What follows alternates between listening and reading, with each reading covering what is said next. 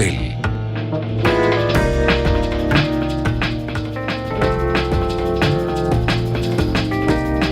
Buenas noches, bienvenidos a Esta Casa No es Hotel. Esta noche estamos en Esta Casa No es Hotel desde Santa Cruz, como siempre. Para mí es un placer estar en Santa Cruz, me encanta estar en Santa Cruz. Miren cómo uno vive el invierno, qué ciudad más bonita. A ver, por el hecho de estar acá mismo, hemos decidido hablar de un tema estructural, que es el tema de la tierra. Evidentemente no es un tema que esté en agenda. De hecho, esta semana la agenda central han sido los carabineros que han pasado la frontera en Bolivia y que hoy han sido devueltos por el presidente Evo Morales. Sobre ese tema es impresionante haber visto a tanta gente que ha sumado una postura extraña, cuestionando las actuaciones que tendría el gobierno boliviano cuando el gobierno todavía no había tenido ninguna actuación. Nosotros saludamos la actuación del presidente Evo Morales, una elección definitivamente no solamente para la diplomacia, sino para todos. Volviendo, hemos decidido en Esta Casa No es Hotel trabajar el tema esta noche de tierra, al ser un tema estructural para el país, un tema tan estructural que ha generado a lo largo de nuestra historia una serie de conflictos sociales, de conflictos políticos, dentro del paquete de reformas, del paquete de cambios que ha ofrecido el movimiento al socialismo en estos 11 años. Recordemos que el tema de tierras ha sido el único que ha tenido que ponerse a consideración constitucional. Es por eso que vamos a hablar esta noche de qué es lo que está sucediendo, también a propósito de las declaraciones del nuevo ministro de Economía, quien dice que la novedad de este semestre es que el tema, el sector agropecuario ha crecido más, ha crecido en los últimos 6 meses. Esta noche hemos invitado entonces a Alcides Vadillo. Bienvenido por primera vez a Esta Casa No es Hotel. Alcides es un experto en el tema de tierras, es director regional de la Fundación Tierra y te damos la bienvenida al programa. Buenas noches, muchas gracias y de verdad agradezco por una parte la invitación y por otra felicitar esta iniciativa porque, como lo decías antes, es un tema que ha desaparecido de la agenda política y de la agenda mediática y no es un tema superado en el país, entonces creo que vale la pena hacer el esfuerzo de rediscutirlo. No solamente no superado, es un tema estructural en nuestro país, Alcides. Yo hacía la revisión para el guión, para cómo vamos a llevar el programa y realmente hay muchas cosas que, como tú dices, hay que superar. Con nosotros esta noche también está Hugo Salvatierra. Hugo, muy buenas noches, bienvenido por primera vez a Esta Casa No es Hotel. Es un gusto estar en tu tierra y conversando contigo, exministro de Tierras. Muchísimas gracias, Susana. Un placer también compartir con usted, con Tito Vadillo, este programa, que lo he visto varias veces, por si acaso, y me encanta en cuanto a el carácter, la naturaleza de su conducción. Y el tema, ¿no?, que yo creo que sigue siendo fundamental, porque tierra no es solamente lo que pisamos, de ahí comemos, de ahí vivimos, y una tierra que no produce o que produce también nos da bienestar o nos da mala señal para nuestra propia vida. Muchas gracias por estar. A ver, quiero empezar contigo, Alcides. Para hacer un poco de un recuento histórico, en el 52 la propuesta de la reforma agraria era minifundio en Occidente y latifundio en el Oriente. La pregunta es si en esta reforma que ha implementado el MAS, en esta reforma agraria, digamos, propia, particular de este momento, de este proceso de cambio, el tema del latifundio en Oriente hubiera cambiado, se ha diversificado o seguimos teniendo el tema del latifundio. Ya, la propuesta de la reforma agraria del año 53 evidentemente lo que genera es una situación de estructura dual de la tierra, de minifundio bastantes improductivos en Occidente y la creación de grandes latifundios en el Oriente, además de una agricultura capitalista. Esto en alguna medida se pretendía cambiar, y fue la propuesta que nosotros como sociedad recibimos y aplaudimos cuando el MAS propone una revolución agraria.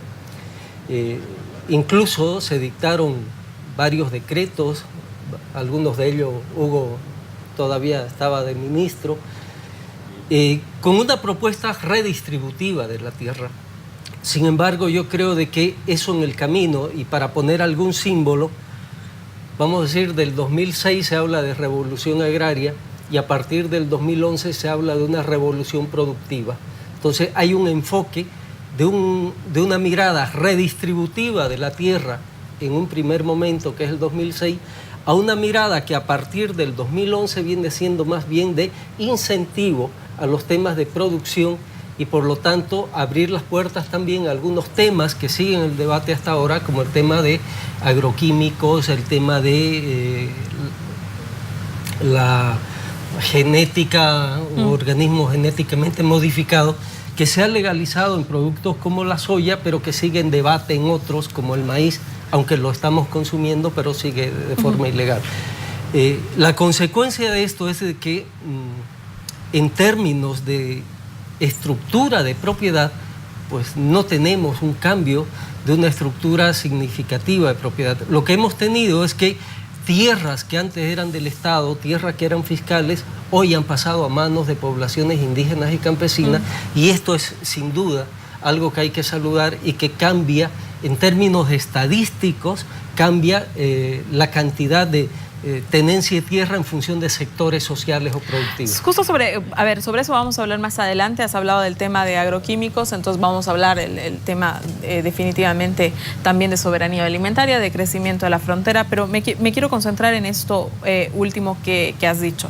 A ver, hay digamos, una entrega de tierras a sectores campesinos e indígenas, como nunca antes en la historia, una titulación de un 32%, 38% hoy de la tierra le pertenece a los campesinos e indígenas.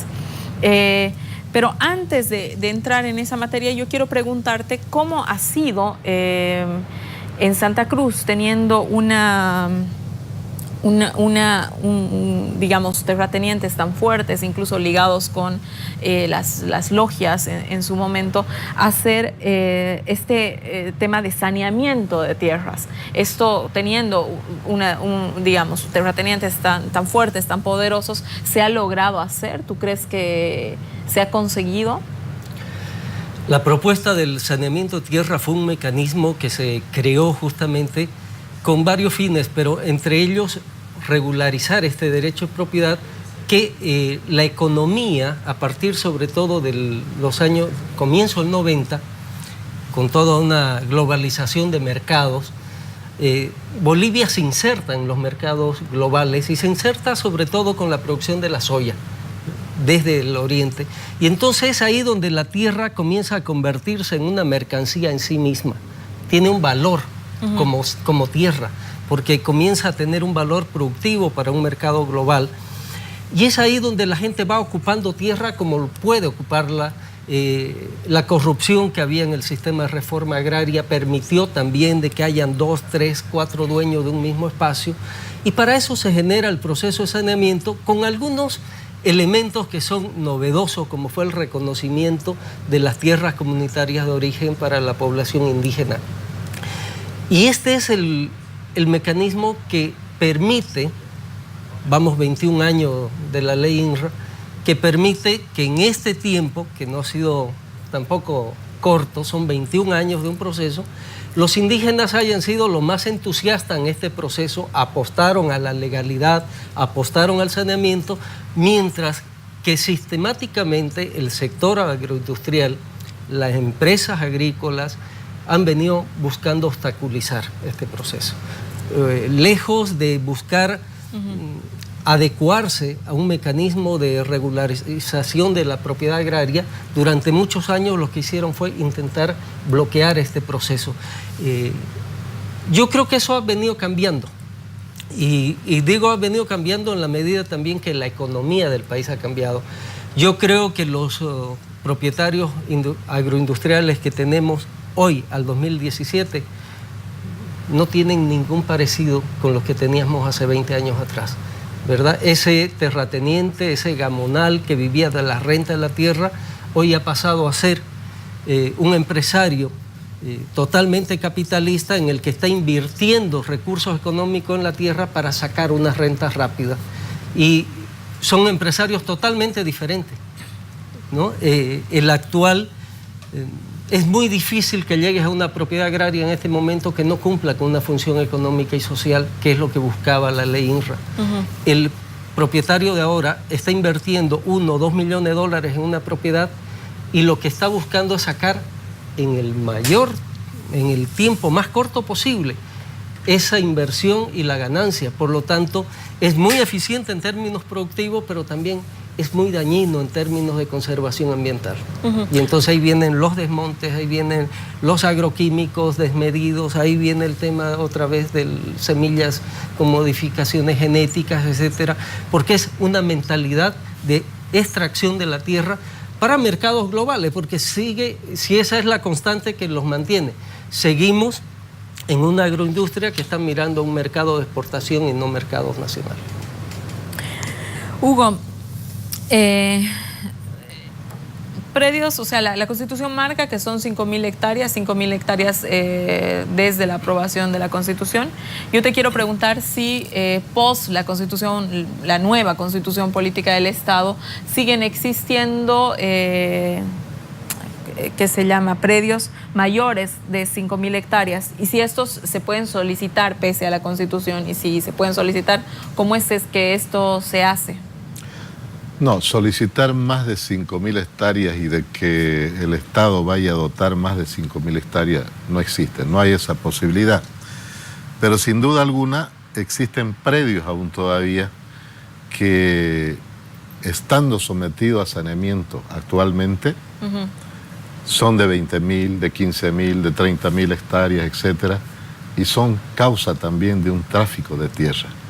Ese es un grave problema que hay, subsistente sobre todo en Santa Cruz, en la región chiquitana, cordillera, que son donde están la mayor cantidad de ex-latifundios, entre comillas, ex-latifundios. Pero a raíz del saneamiento de tierra, 10.000, 15.000 hectáreas supuestamente entonces en saneamiento, si no cumplen la función económico-social deberían ser recortadas. Y tenemos todavía como algo así de 2 millones de hectáreas de tierra por sanear. Y tenemos 6 millones de hectáreas de tierra en Santa Cruz en proceso de saneamiento o con conflictos de propiedad, de títulos, etc. Pero también al verificar, reitero, si cumplen o no cumplen la función económico-social, al no cumplir tendrán que ser recortadas. Y este es uno de los grandes problemas que hay. Eso. Hubo una cumbre la cumbre de la soberanía alimentaria que ha sido exactamente hace unos 3 años, 2 años atrás, más o menos 2 años atrás. 2 años atrás. Sí, estaba la ministra. Noviembre del 15, si no me equivoco. Noviembre del 15. Noviembre. Yo ahí decía algo de que dijo Dito ahorita, ¿no? Allá, por ejemplo, están ustedes, ya no son los latifundistas de hace 15, 20 años atrás. Tampoco nuestra gente son los sin tierra. Han cambiado las cosas. Pero hay una cuestión. Hemos avanzado tanto en el proceso de saneamiento y titulación de la tierra, ¿y por qué se oponen ustedes a la verificación del cumplimiento de la función económico-social? Y piden, cuando la Constitución dice que todos los predios están obligados a demostrar el cumplimiento de la función social, eso es para los campesinos, para los indígenas, la pequeña propiedad, y la mediana y la gran propiedad tienen que demostrar el cumplimiento de la FES, o de lo contrario serán revertidas. ¿Ya? Y hay pues unos problemas acá. Yo saludo los avances que tenemos, pero me temo que existe mucho tráfico de tierras a extranjeros sobre todo. Evidentemente hay una fuerte producción de alimentos también, entre comillas, porque están concentrados en alimentos que son para la exportación, industrializados, y que no son el alimento diario que nosotros consumimos de la canasta familiar. soya, sorgo, girasol. Y eso está básicamente en un grueso de población migrante o extranjeros, menonitas, japoneses, rusos, hindúes, argentinos, brasileños, etc. Y no es que estoy en contra de ello. Lo que quiero decir que existe un direccionamiento a la explotación de la tierra en función de extranjeros, y va a ver esto, Susana, lo que le voy a decir que es más delicadito después, que otros producen y que no precisamente los nacionales titulados. No sé si me dejo entender. Se ha peleado por la titulación de la tierra, están saneadas las tierras, tienen su título, etcétera, pero se las transfieren a otros, sea en alquiler o en venta, vienen los extranjeros y producen esto. Eso era justamente lo que le quería preguntar, es decir, en el tema de lo de la tierra, y ahí está, usted lo ha dicho, Alcides también, es el tema de trabajarla, cuidarla, ese es el principio básico de lo que dice que cumpla la función, ¿no es cierto? Ahora, el alquiler de las tierras a soyeros, porque eso se ha dado mucho, ¿no? El alquiler de tierras a soyeros brasileros puede ser sujeto a que esta tierra sea revertida, porque yo no puedo tener la tierra para alquilarla, es decir, eso no tiene mucho sentido. Resulta que no aparece eso públicamente tampoco, ¿no? Por eso le decía tráfico, y lo decía adjetivamente incluso. No es todo, pero buena parte de las tierras, digamos, productivas, que uno se alegra cuando las ve, digamos, produciendo, etcétera, pero no es precisamente en función de los propietarios originarios. ¿Y qué se puede hacer ahí, Hugo? Bueno, ahí pues están cumpliendo la función económico-social. Y entonces eso va dirigido a una política de extracción de mayor utilidad y ganancia sin interesar el interés nacional, que es seguridad y soberanía alimentaria. Y este es uno de los grandes problemas. Pero el gran problema que le digo es que este grueso de gente extranjera que produce una buena parte de los productos exportables actuales, digamos, no tiene ningún derecho político e institucional en Santa Cruz. Usted no los va a ver a ellos en las instituciones privadas de Santa Cruz, Comité Cívico, Cauca, INCO, etc. No están ahí. Ahí están los dueños de la tierra, ahí están los que ahora también para mí han desarrollado sobre todo la base de comercio, de medios de trabajo y producción agrícola, ¿no? La maquinaria agrícola, insumos, etc. Ahí es donde aparece la disputa también ya, no solamente sobre el tema del cumplimiento de la FES, sino de la importación de productos transgénicos, sobre todo de semillas, en donde gran parte de muchos latifundistas, después convertidos a empresarios, son más bien grandes comerciantes de transnacionales en insumos y maquinarias agrícolas que hacen depender nuestra economía agrícola precisamente de las transnacionales. Y no sabemos con qué efecto sobre la salud de la población en cuanto se trata de semillas transgénicas, que el Estado no lo permite, ¿no? Ahora. Hugo, este tema de el alquiler del alquiler de las tierras, al parecer también se estuviera dando en poblaciones indígenas campesinas, donde justamente recién ha sido la titulación, que no es de esa tierra, ¿cómo la llaman? Naturalmente útil, ¿no es cierto? Sino más bien de bosque. Pareciera que esta titulación también se ha abierto a que los indígenas alquilen, ¿no es cierto?, a empresas, ya sea empresas extranjeras, pero también empresas nacionales, y que hagan una explotación del bosque, convirtiendo así, digamos, al indígena en un intermediario casi político, ¿no es cierto?, pero no un productor, ¿no? Entonces, ¿cómo, o sea, esto es así, esto es real? A ver, primero sobre este tema del alquiler de tierra, yo creo que hay una disposición legal por un lado y una realidad económica por otro, ¿sí? Y creo que hay que transparentar la situación. Está prohibido el alquiler de las tierras, ¿sí? Y lo prohíbe la Constitución, no se considera un justificativo para la función económica y social, el alquiler de tierra, pero todos sabemos que se hace, que se alquilan tierra, hay empresarios que están alquilando tierra, hay campesinos que dan en alquiler tierra, hay indígenas que están dando en alquiler tierra, y el no reconocer esta realidad nos lleva, o se toman sanciones o las reconocemos. Esa sería el primer elemento. El que se dé esta realidad del alquiler de tierra como un mecanismo ilegal está generando también situaciones de inseguridad, tanto para el que es propietario y da en alquiler las tierras, como para aquel que quiere hacerlas producir y las alquila.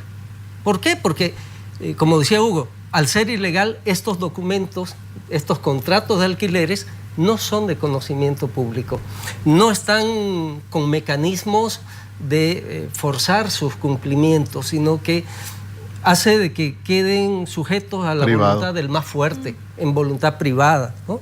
Este es un elemento que hay que discutirlo.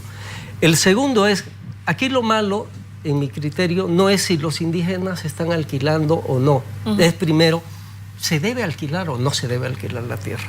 ¿No? Porque más allá de tu condición de indígena, de campesino, de colonizador, de empresario, es una situación que hay que tomar en cuenta al margen de esa consideración de el origen del propietario o del que alquila tierra.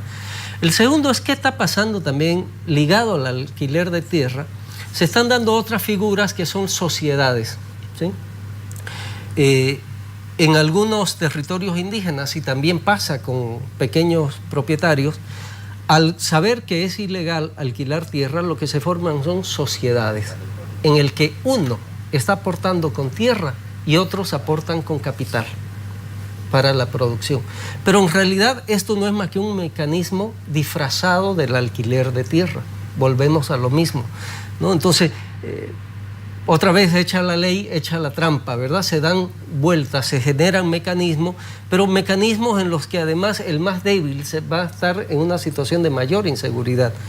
En el tema de bosque, lo que yo conozco en este momento es que hay pueblos indígenas que tienen sus territorios sobre áreas boscosas y han hecho planes de manejo forestal. Entonces, estos planes de manejo forestal, muchos pueblos indígenas saben hacer el inventario forestal, saben hacer la planificación del manejo, pero carecen de otros elementos para el aprovechamiento del bosque, ¿no? Maquinarias, para las sierras, para cerrar. No hablo de motosierra porque eso sigue prohibido, sino son sierras, aserraderos que necesitan para cerrar. Y se ven, por el mecanismo legal, en alguna medida obligados a hacer contratos con empresas madereras, que son los que aprovechan el monte, ¿no? Aprovechan el plan de manejo. Entonces se está vendiendo madera en pie a aserraderos, y hasta aquí esto es legal, porque están ellos con un plan de manejo forestal del que son propietarios, y en base a eso están vendiendo X cantidad de madera señalada, el tipo de madera, el precio, etc.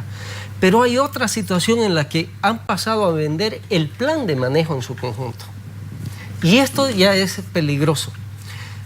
En ambos casos, el de los indígenas con sus planes de manejo forestal o el de campesinos alquilando o generando sociedades con empresas para producir su tierra, en ambos casos lo que estamos viendo son nuevos mecanismos de desposesión de la tierra. Son nuevos mecanismos en los que el indígena y el campesino pierden el control de su principal activo, que es la tierra.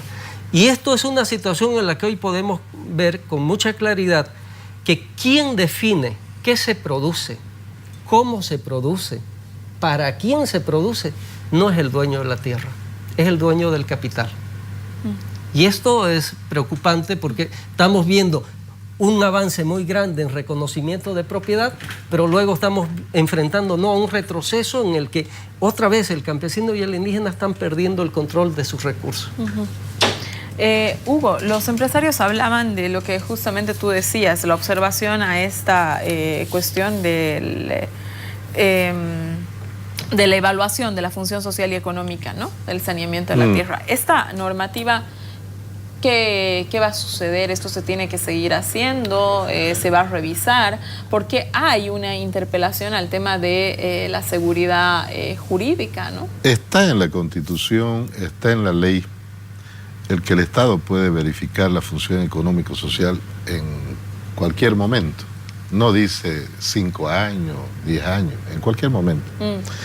E inclusive está la guillotina ahí, que es la reversión en el caso de no cumplimiento de la función económico-social.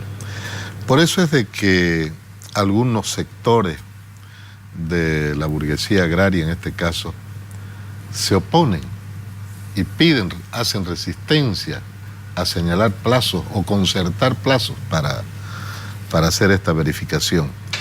Pero creo que es función del Estado definitivamente hacerla sí o sí, y no necesita eso de consenso, de acuerdo. Pero también a su vez es necesario cambiar también la mentalidad en ese mundo que de ser latifundista se ha transformado en empresario, yo digo, ¿no? Y la mentalidad en ambos sectores, en el campesino y el indígena. En el campesino es menor todavía. El campesino venido del altiplano vino con una mentalidad capitalista, productiva, produce alimento para sacar en el mercado entonces su utilidad a lo que produce de sus excedentes. Por eso es que la mayor cantidad de alimentos que tenemos vienen de los campesinos, ¿no ves? Nosotros comemos todingo los días, comida fresca, como no ocurre casi en América Latina. Comemos nosotros acá comida casi del día antes, tomate, cebolla, verduras. Eso es del campesino. Pequeño agricultor. Pero digamos de la mediana y gran propiedad, comemos hoy en yogur tal vez, ¿no ves? Y es un producto que es buen alimento de paso, pero que más busca el sector productivo trasladarlo a la exportación. Mire, le doy un ejemplo. Yo vi un caso, por tele y por periódico lo vi, compañeros míos que eran los luchadores en los años 96, 97, 98, ejecutivo de la Federación del Norte de Santa Cruz, Florencio Orco, sentado con un señor que le voy a decir ahorita que me disculpe él, si me ve, era mi enemigo a muerte, que yo le decía latifundistas, caramba, tienen 5 propiedades. ¿Cómo van a tener 5 propiedades de 8.000, 7.000, 14.000 hectáreas? Y los denunciaban a los campesinos por 1.000, 2.000 hectáreas para 80, 100 campesinos. Mire usted eso. Pero bueno, da la vida ahora de que ya los unos son propietarios de una vez de sus tierras, supuestamente empresarios, entonces están produciendo, son cañeros, y Santa Cruz se ha desarrollado pues por boom económico, algodón, caña de azúcar, después 5 años después, ahora la soya, girasol, etcétera, ¿no? Oleaginosa. Y los veo sentados a los dos. De íntimos. Sentados, oiga, no estaban de íntimos porque se ve que todavía quedan recuerdos de las batallas, ¿no? Pero los veo sentados los dos, Florencio Orco y el señor Paz, desde el norte, peleando por lo mismo. ¿Qué peleaban? Y en una asamblea en donde venía el gobierno a recibirlo, ¿qué peleaban? El precio de la soya. Cambió la vida del campesino, cambió la vida de ellos también, ya no son latifundistas, los dos son productores, pero los dos están peleando con un otro cuello de botella, que son la Cámara de Exportadores y los dueños de la industria, que son grupos minúsculos en Santa Cruz, minoritarios absolutamente, pero que le controlan a usted desde el transporte de la soya, el precio y el guardado en los ¿cómo se llama?, en los silos. Entonces de ahí es donde ha aparecido el Estado creando más silos, ¿no ve? Pero son prisioneros ahora de este nuevo cuello de botella, porque ¿quiénes son los que exportan? No son los campesinos, no son esos productores, son las cámaras de exportadores. ¿Y quiénes son los que le compran? Los mismos grupos familiares que aún todavía tienen este cuello de botella y que le ponen el precio que les da la gana y le reciben si quieren la soya o si no la venden más barato. Me tengo que ir a un corte, quédense en esta casa, no es hotel. Estamos hablando esta noche del tema de tierra desde Santa Cruz. Vamos a hablar el siguiente bloque de soberanía alimentaria. Quédese con nosotros. Bonito está eso.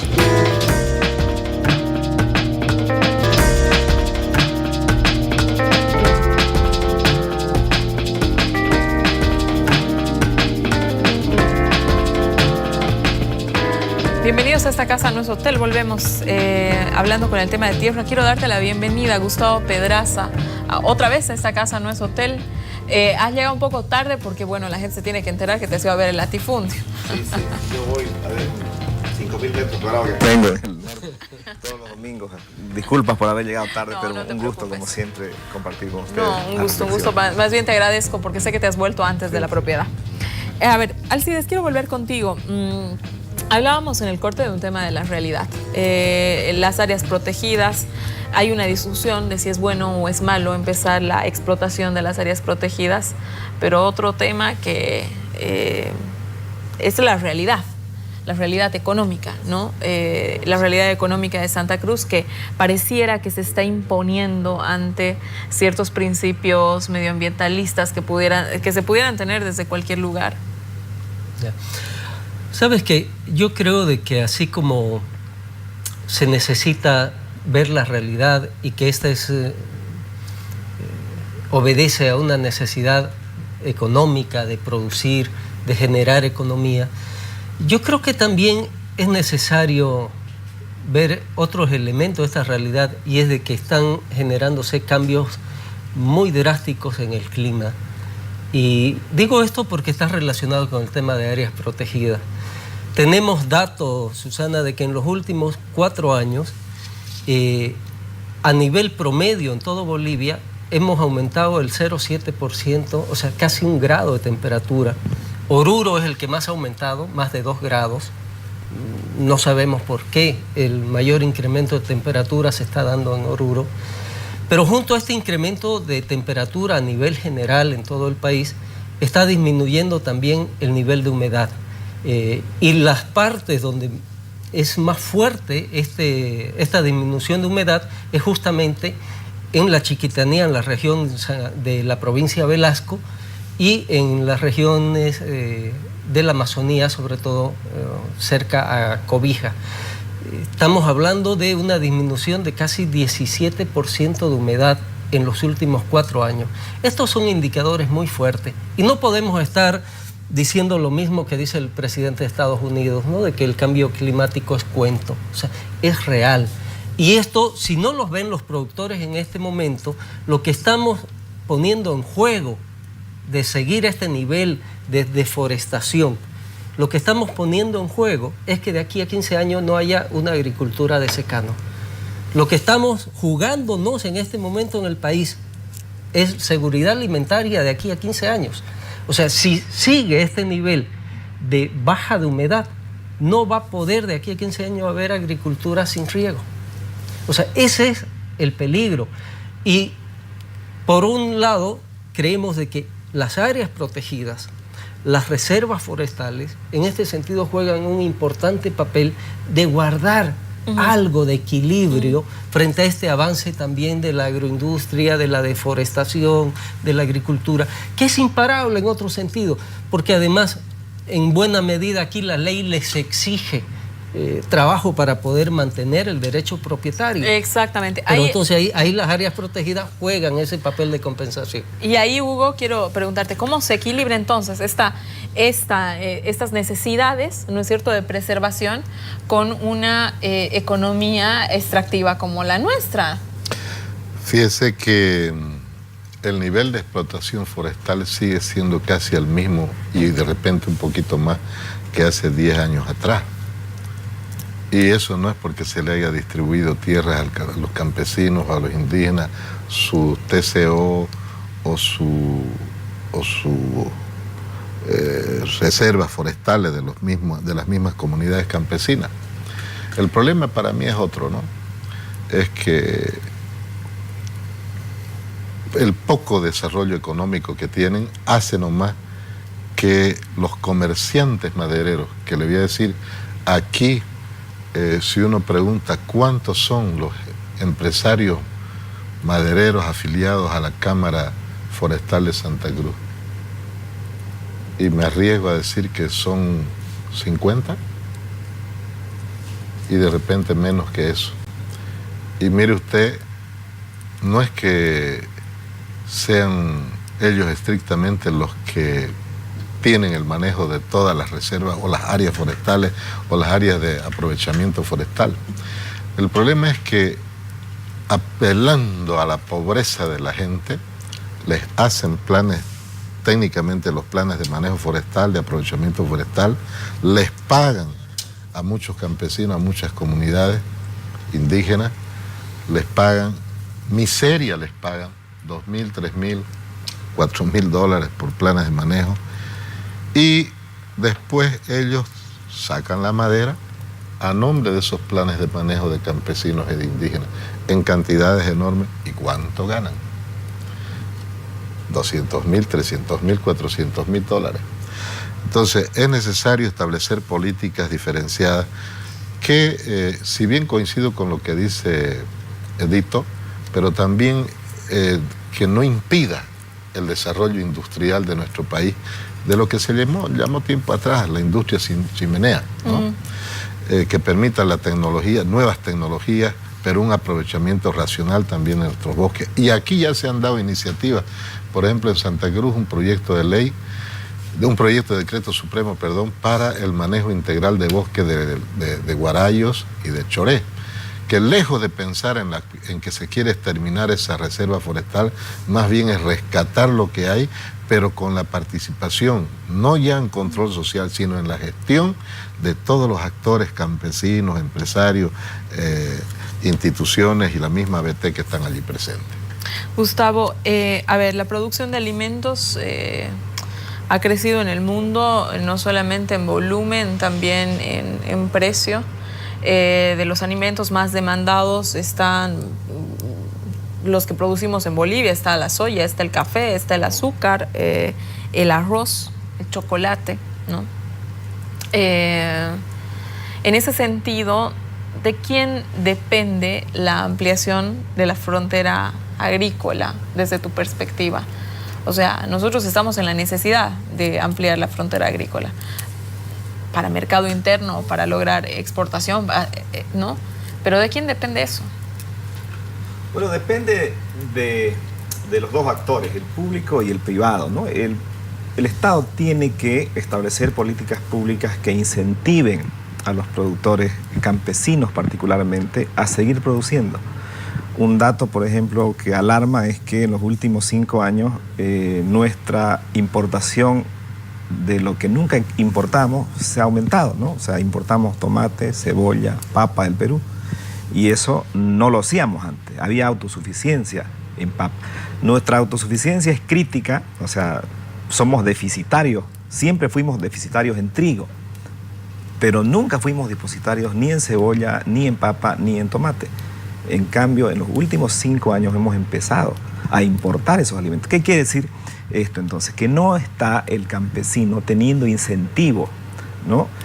Con políticas públicas que les permitan mantener sus cultivos, ¿no? En el caso del arroz, por ejemplo, usted va a los supermercados y hay más arroz brasilero y argentino que nacional. ¿Por qué? Porque el gobierno no ha protegido al productor nacional. Es decir, la política cambiaria con Brasil, con Argentina, le favorece a los comerciantes traer arroz argentino y brasilero porque a comprar el nacional. Entonces, la disminución del cultivo del arroz es notoria. Lo mismo ha sucedido con otros productos, ¿no? La soya se ha mantenido. Nosotros producimos casi 3 millones de toneladas hace 7, 8 años. Es decir, no hemos incrementado. ¿Qué quiere decir esto entonces? Que el aparato productivo agropecuario se ha estancado, que no ha crecido, Gustavo, y por lo tanto no estamos recibiendo seguramente información que nos haga inferir que hay políticas públicas que incentivan la producción. Gustavo, el nuevo ministro de Economía, Guillén, indicaba que la novedad de este semestre del 2017 es que justamente el sector agropecuario hubiera crecido. Y la explicación que daba era pues que el año pasado, el 2016, la sequía había sido la peor en los últimos 25 años y eso había afectado no solamente a que mueran una gran cantidad de cabezas de ganado, sino a la producción de los diferentes productos, ¿no? El agro ha ido creciendo, no al ritmo del crecimiento nacional, sin duda, pero ha ido creciendo, y a este primer semestre es el sector que más ha crecido. Señalando lo que tú dices, el tema de la política cambiaria, ¿cómo explicas que sí crezca, que el sector sí crezca? Me gustaría ver la fuente de la información, ¿no?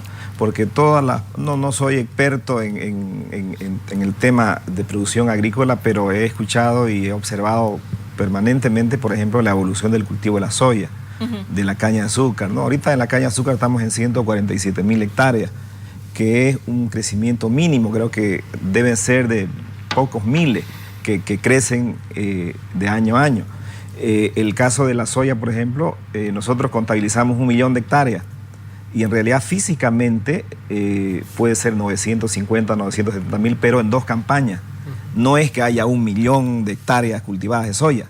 Y ese millón al que hacemos referencia, en realidad es en 2 campañas, pongámosle 500.000. Pero hay campañas de verano que son menores, que en vez de soya se cultiva girasol.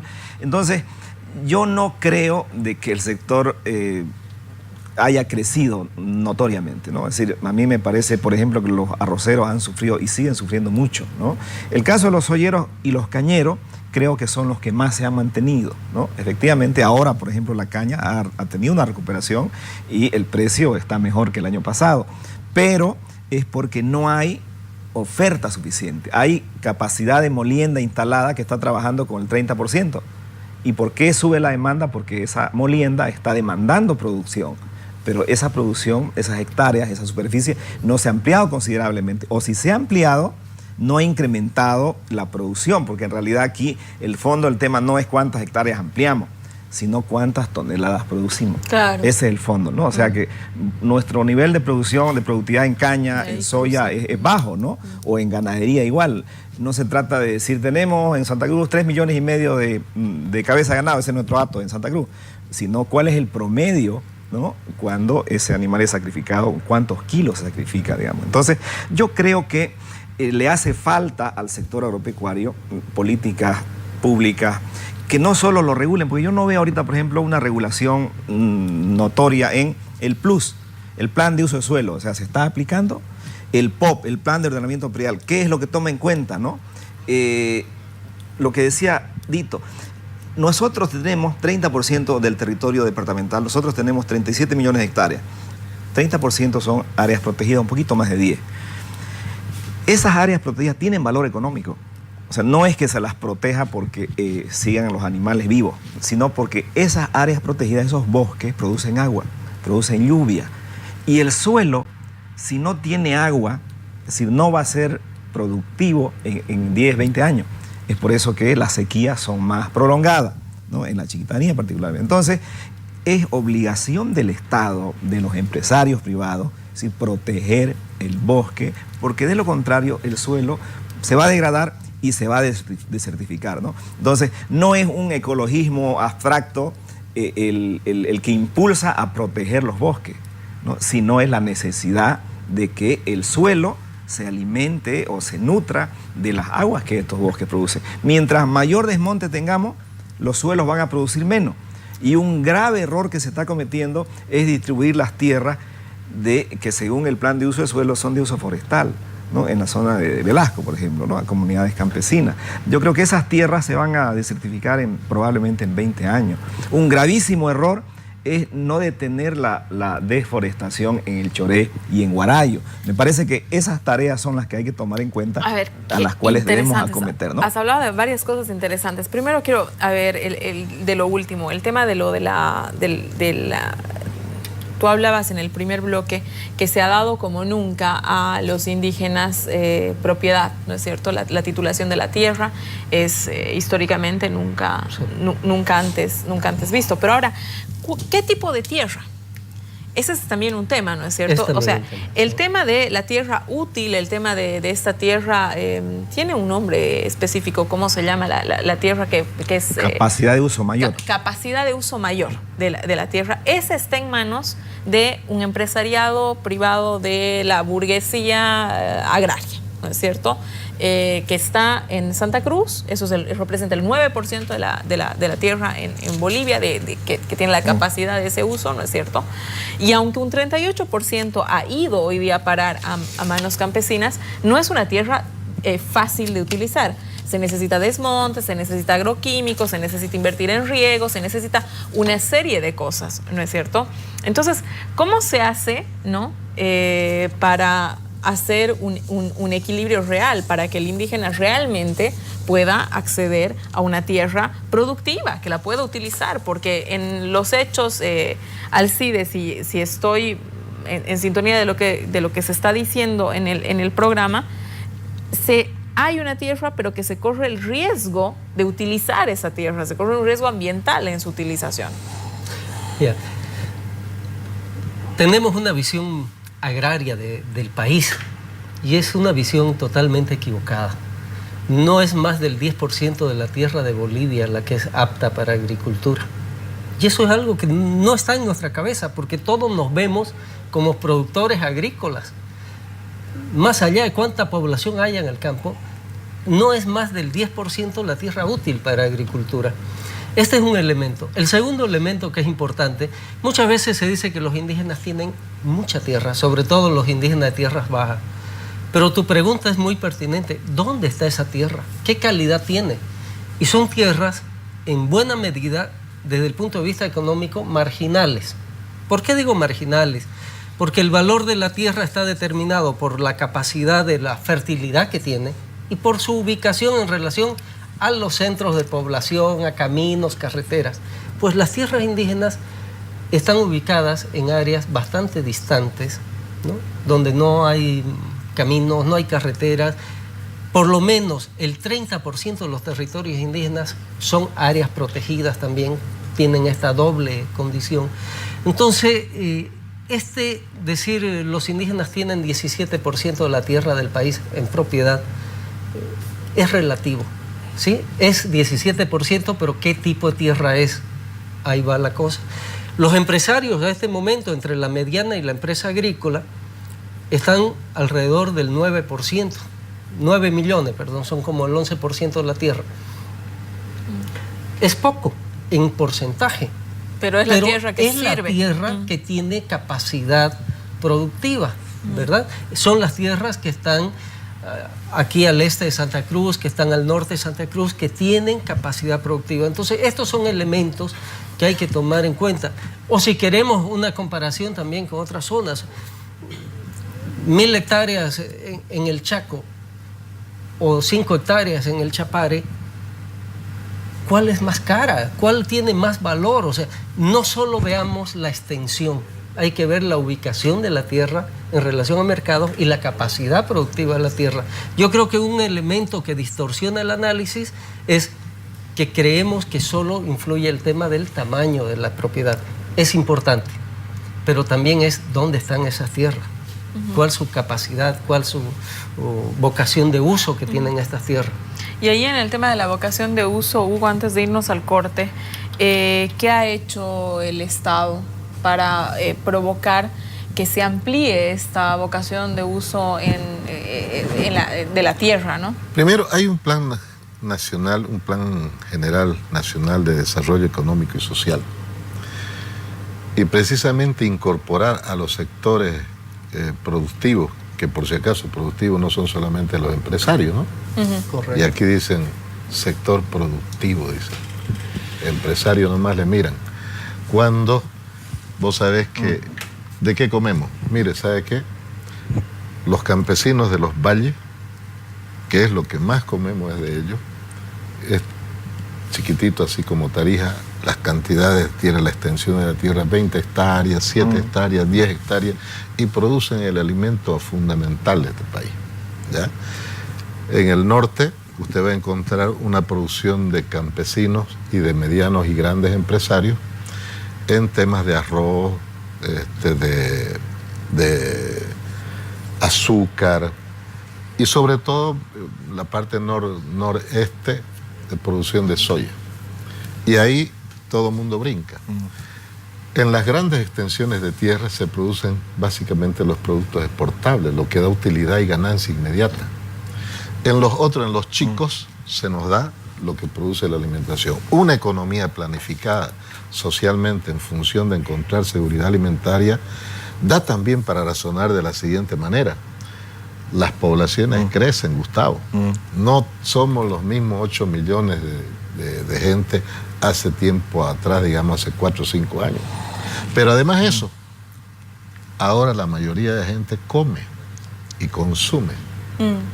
Y consume precisamente en pequeña escala todavía. Nosotros necesitamos desarrollar, por ejemplo, si va a haber esa ampliación de la frontera agrícola, con la que yo no estaba de acuerdo, en realidad en ese momento no estaba de acuerdo. ¿Por qué? Porque consideraba que había la tierra suficiente, pero mal utilizada para producir lo que queremos nosotros, seguridad y soberanía alimentaria. Porque está destinada básicamente al lucro, lo que se produce en mayor cantidad aquí, cuando en menor cantidad de tierra se produce la alimentación diaria permanente del pueblo. Entonces, tenemos una mentalidad extractivista ahí más bien de las necesidades del pueblo, de la alimentación del pueblo, y no de buscar seguridad y soberanía alimentaria, con la que el Plan General de Desarrollo del país busca encauzar a estos sectores productivos, agrícolas, pecuarios. Nosotros ahorita, ¿nos falta carne acaso? Ya no nos falta carne. Ahora todo el mundo come carne. Hay una sobreoferta. Y hay hasta sobreoferta de pollo, de chancho. Mire usted, o sea, de hambre no nos estamos muriendo. Pero determinados productos hacen que la exportación sea lo fundamental por la generación de ingresos, de divisas. ¿No ve? Ahora, las tierras, usted que decía esta de los indígenas, los campesinos, de los indígenas sobre todo, no hay que mirarla desde el punto de vista productivo capitalista. Esa no es su función. En realidad, estas grandes extensiones de tierra, la visión que hubo no era la campesinista. No se le daba a ellos 500.000 de hectáreas o 100.000 hectáreas porque había que sumarlos como campesinos de a 50 hectáreas cada uno y entregarle entonces tanta cantidad. No, es la reproducción sociocultural de esos pueblos y esas naciones. Por eso usted no lo va a encontrar a ellos todos los días trabajando la tierra, porque no venden excedentes. No tienen excedentes. Básicamente es una economía de consumo y de reproducción social. Y son importantes cantidades de poblaciones que no están incorporadas a la manera tradicional capitalista. Entendiendo además, y yo ahí tengo unas reflexiones conflictivas ahora, yo digo, ¿no habremos sido víctimas nosotros también de ese medioambientalismo a ultranza que nos metieron en los años 2010, el 2000 para adelante, la ONG extranjera, donde este es un país que conoció en el gobierno de Goni Sánchez de Lozada la mayor extensión de áreas protegidas, pero sin campesinos. ¿Y para qué? Destinándolo a este país a ser productor de oxígeno y de equilibrio de un medio ambiente destruido por la industrialización de los países capitalistas industrializados, y que son los que nos fomentaron a nosotros nuestras políticas de protección a ultranza de nuestras áreas protegidas e inclusive de las TCO. Entonces yo digo, habría que reflexionar sobre esto, ¿no? Tomo el caso de las TCO, que ahora son territorios indígenas originarios campesinos, los tomo no solamente como elementos productivos, sino también como elementos políticos, culturales, sociales. Por eso, digamos, van a construir sus propios gobiernos autónomos incluso. Me voy a un corte, quédese en esta casa, no es hotel.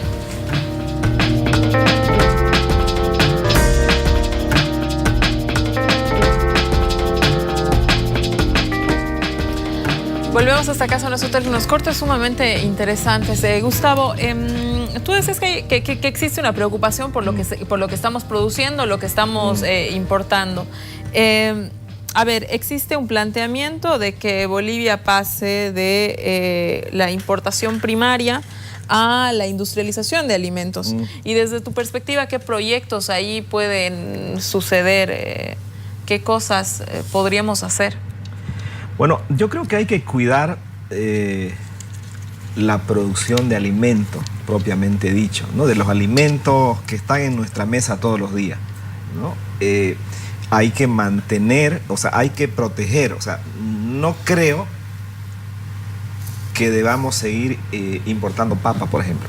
Nosotros somos uno de los países, con Perú, que tiene la mayor cantidad de variedades de papa y de maíz del mundo. Y no puede ser que nosotros estemos importando papa. O sea, primero, yo creo que ahí hay que hacer un plan específico y buscar la autosuficiencia en la papa, la cebolla, el tomate, que son los productos que se han estado importando del Perú. Segundo, la soya es el ancla principal de la proteína, del pollo, del huevo, del chancho, de la leche. Hay que mantener esa producción para el consumo interno y los excedentes hay que exportarlos, que es lo que se hace ahora. Pero, ¿por qué no ha crecido el cultivo de la soya? O sea, esa pregunta hay que responderla. Y volviendo al tema que planteaba Susana, efectivamente el 2017 hay más producción que el 2016. Eso es cierto, yo no me expliqué bien. Sucede que el 2016 fue el año más seco en los últimos 30 años. Claro. ¿No? Entonces, es obvio que ahora, con la recuperación, digamos, de lluvia, hay más producción. Eso es cierto. Yo me refería a que no ha crecido como promedio en los últimos 10 años. Entonces, ¿cuáles son las barreras para que no crezca el cultivo de la soya, por ejemplo? O el cultivo de la caña, el cultivo del arroz. Yo creo que ahí hace falta sentarse y analizar dónde están los cuellos de botella. ¿Es un tema de seguridad jurídica? ¿Es un tema de precios, como decía Hugo hace rato? ¿O es un tema de cupo que el gobierno ha puesto para, digamos, impedir la exportación?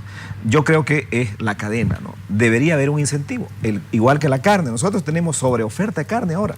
El precio de la carne al kilo gancho ha bajado, ¿no? Con relación a hace unos 4 meses. Ahora, el pollo está a 9 pesos, ¿no? Y los productores dicen, nos cuesta producir 8.50, estamos trabajando a pérdida. Entonces, yo creo que ahí, a estos sectores, el gobierno tiene que sentarse con estos sectores. Si tenemos sobreoferta de carne, entonces exportemos más carne, ya no el cupo que pone el gobierno. Si no crece la frontera de la soya, entonces elevemos el techo de la exportación. ¿Para qué? Para que genere incentivos en los productores de soya. Pero desafiémoslo a que no desbosquen, sino que incrementen la productividad. Es decir, en una hectárea, en vez de producir 2.3 toneladas, que produzcan 3.5.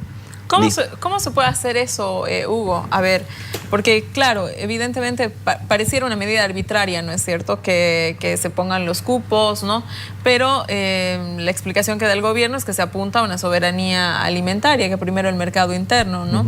Pero ¿y entonces cómo se resuelve esta cuestión de que los empresarios puedan realmente mejorar la producción, ampliar? ¿Cómo se hace, Hugo? Yo creo que ahorita se está llegando a buenos acuerdos con el sector empresarial, sobre todo cuando hay un lineamiento ya estratégico, que es el Plan General de Desarrollo, donde los municipios inclusive tienen que hacer sus planes de desarrollo también integral, las comunidades campesinas y también el sector privado, en función a una estrategia y que se ha señalado, producción por seguridad y soberanía alimentaria, y controlando también el destape que puede haber, digamos, en la producción excesiva de determinados productos que no necesariamente son los urgentes y necesarios y no son los que nos van a dar a nosotros una base productiva,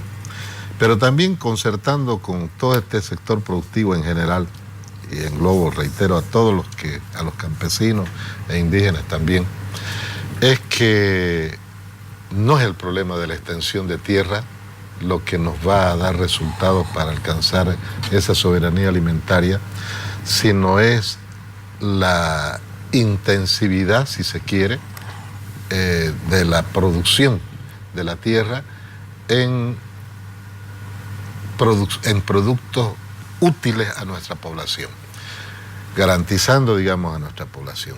Y no es el problema de la exportación, porque el problema de la exportación y el mejor precio de determinados productos que no son útiles inmediatamente a nuestro alimento, como reitero, la soya, el girasol, etcétera, son los que están desmontándonos a nosotros las tierras. Cuando se habla de expandir 10 millones de hectáreas de tierra en la frontera agrícola, se está pensando solamente en qué se va a ganar inmediatamente en millonadas de plata. Soya, girasol, etcétera.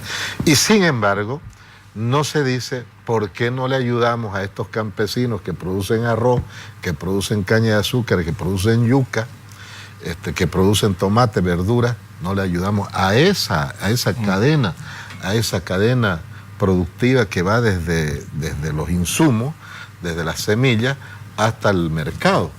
Porque también somos víctimas ahorita en estos momentos de la especulación y del agio y de la libre oferta. La gente compra todo y vende todo, y entonces como se hace mucha propaganda sobre el tema de que cuánto nos genera la soya, que no la rechazo, ¿ya? Pero cuánto nos genera la soya, todo mundo se mete a la producción de soya. Por eso yo te decía, Santa Cruz, desgraciadamente, en su planificación estratégica de economía, ha avanzado siempre a boom económico. Acordate, llamo, que en los años 80 era el boom económico aquí en Santa Cruz, era la pichicata, ¿no? Tanto se desarrolló Santa Cruz en el norte a punta de pichicata. Después fue el algodón, después fue la caña de azúcar. Bueno, más en cambio de rubro. Y así, sí. Y ahora, bueno, la soya. Lo que nunca nos dio a nosotros, digamos, un rumbo en cuanto a cómo debemos nosotros producir, cuánto, para qué y consumir. Ahorita, por ejemplo, decimos, podemos exportar carne. Claro que hay carne. Y creo que se están haciendo negociaciones para vender a China. Pero también tenemos que alcanzar los niveles de sanidad alimentaria, ¿no? Que es importantísimo. Alcides, tú hablabas en el primer bloque una cosa que me ha sumamente interesante. Hablabas que realmente es el tema del capital. Finalmente, no es quien tiene la tierra, sino quien tiene el dinero. Cuando el presidente Evo Morales pide que el PIB de la agroindustria, no puedo decir qué ha pasado, Está bien. debe triplicarse, ¿a quién se lo pide? En realidad está pidiendo mayor esfuerzo, mayor producción, pero yo creo que esto no es un tema de voluntades, ¿no? Es un tema de políticas, ¿no? Es un tema de producción y eso es políticas. Entonces, es un tema de regularización de la propiedad de la tierra, es un tema de tecnología, es un tema de acceso a crédito, es de maquinaria, de conocimientos, es de mercado, es de carretera. O sea, si vamos a hablar de producción es un conjunto. Creo que el tema de la propiedad de la tierra es un punto de partida. Elemental, es el punto central, es básico, porque si esto no se resuelve, los conflictos no van a permitir pasar a los siguientes. Y creo que en esa parte hemos avanzado bastante. Quedan estos otros, ¿no? Lo que estamos hablando, producir, es considerar este otro conjunto de elementos. Y aquí también volvemos otra vez a temas de realidades. Nosotros en la Fundación Tierra hemos hecho algunas encuestas, algunos estudios. Municipios, por ejemplo, como Cuatro Cañadas, y lo digo esto relacionado con los temas de seguridad alimentaria. Municipios como Cuatro Cañadas, el 96% de los alimentos que consumen los compran de afuera. Similar situación municipios como Yanacachi, La Paz. O sea, 95% de lo que se consume es comprado de fuera. Entonces, ¿qué es la realidad que nos están mostrando? Que tenemos también un sector campesino que se ha incorporado a un mercado, que produce para el mercado. Y cuando produce para el mercado ya no está preocupado por cultivar lo que él consume. Ya no hay una diversidad de cultivos, sino que estamos yendo hacia monocultivos diferentes, ¿no? Será soya más acá, uva más allá, coca más allá, papa por otro lado, pero estamos, o quinoa, ¿no? El mercado está generando una situación de especialización productiva por regiones, por sectores, en función de las necesidades de ese mercado. no somos nosotros los que ya estamos decidiendo, sino es ese mercado. Y ahí es importante esto, cómo actuamos, porque estamos hablando de seguridad alimentaria y resulta que si es el mercado el que está decidiendo qué se produce, para quién y cómo, etcétera, el rato que esos precios se caen, si es un producto como la soya, el rato que se cae la soya, 13.000 productores quedan temblando, chao, ¿no? Entonces, estos son los temas también que tenemos que considerar dentro de este criterio amplio de seguridad alimentaria, ¿verdad? Esta realidad que nos impone el mercado. Y yo decía, quizás hace años y antes de la reforma agraria, lo más importante para producir no era ni la tierra, era tener una cantidad de indígenas que le trabajen ahí sin sueldo, sin paga, ¿no? Después, con la reforma agraria, lo más importante para producir era la tierra. Entonces, hoy estamos en una realidad donde el que decide qué se produce es el capital.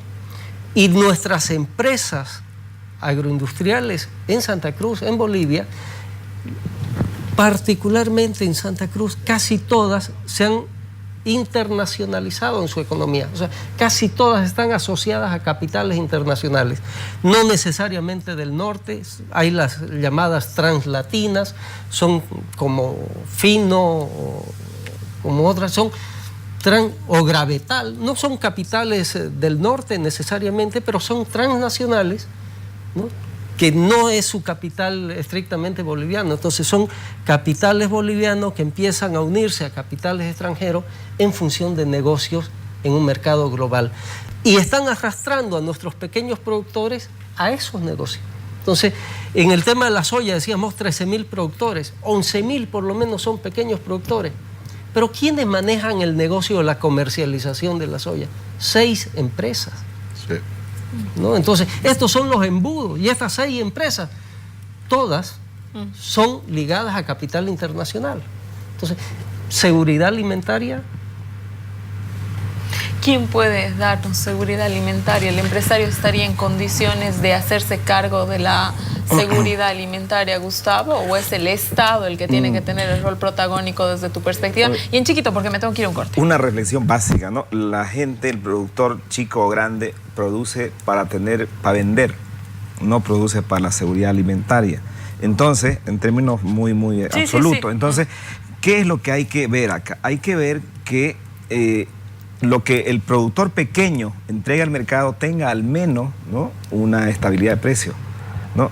Ahorita tenemos estabilidad de precios en gran medida en los commodities, ¿no?, que son donde se negocian los precios en la bolsa, digamos, la soya, el azúcar, el café, el cacao, la almendra, ¿no? Pero no tenemos la producción básica de alimentos de la mesa. Entonces, esos precios son muy variables. Yo creo que no solo el gobierno nacional, sino también los gobiernos de las ciudades tienen que intervenir y tienen que establecer mecanismos de manera que estos pequeños productores, es decir, no pierdan su producción por una variación de precios de 2 o 3 días o una semana. Yo creo que es muy importante entrar en profundidad y proteger esta cadena productiva de alimentos, de manera que la ciudadanía tenga alimentos, tenga garantizado su alimento, pero también el pequeño productor, ¿no? Es un tema de, creo yo que es un trabajo hacerlo, ¿no? Muy importante desde mi perspectiva. Quédese en esta casa nosotros, nos vamos a un corte.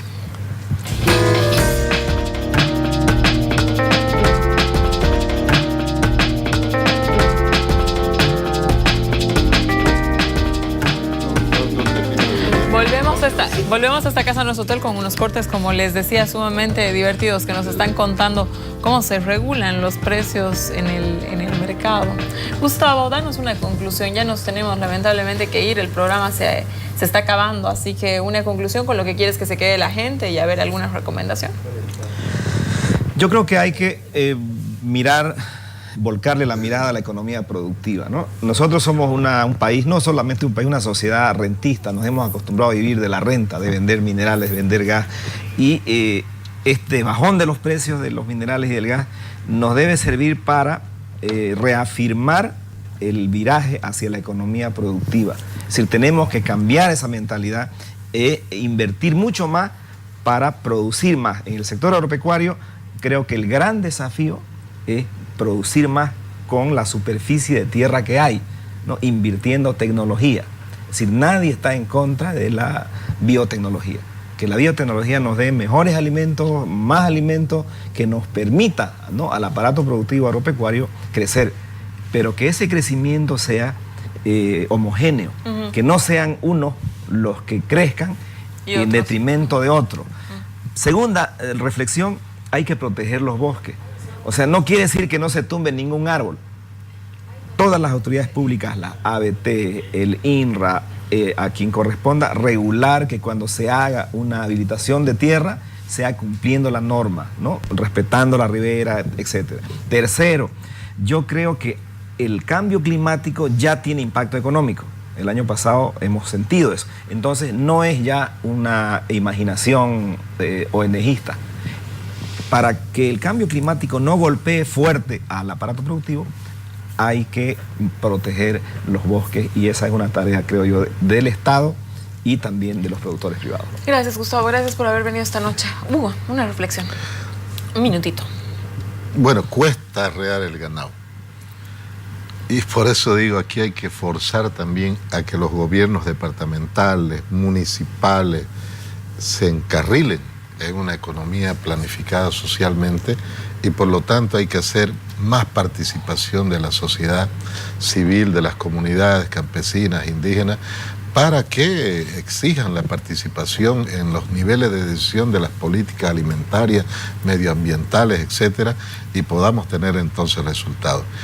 Por eso digo, cuesta arrear el ganado, porque los gobiernos municipales, departamentales no se encausan en esta estrategia de desarrollo nacional que plantea el Plan General de Desarrollo Económico y Social del país.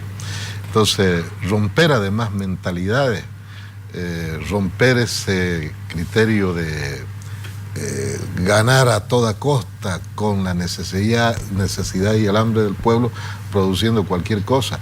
Una economía planificada les va a permitir a ustedes que, por ejemplo, usted quiere vender patasca ahí en su casa y resulta que tras que le va bien, ¡chan!, le nacen 2, 3, 4, 5 patasqueras más.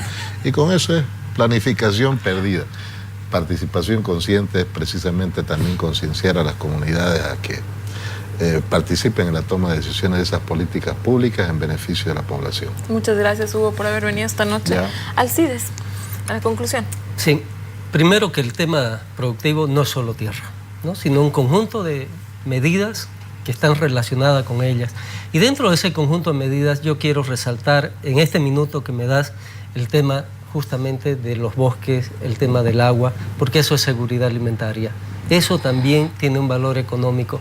El año pasado hemos visto problemas de agua en 6 ciudades capitales del país, y no es un problema de represa como se quiere ver.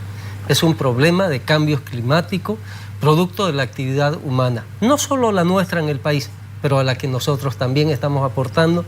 Y es hora de tomar en serio el discurso de la Madre Tierra, de defensa de la Pachamama, de la Madre Tierra, los derechos de esta Madre Tierra, y llevémoslos a la práctica. O sea, necesitamos tener una política más seria y responsable de protección también de lo que son nuestros bosques, de lo que son las aguas, porque eso es la vida.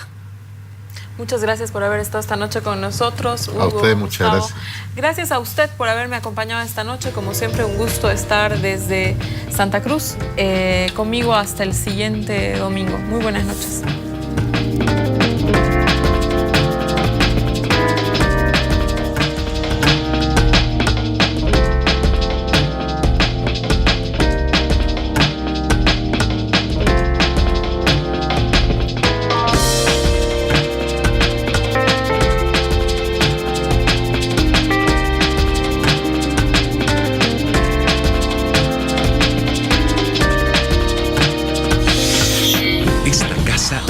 Hotel.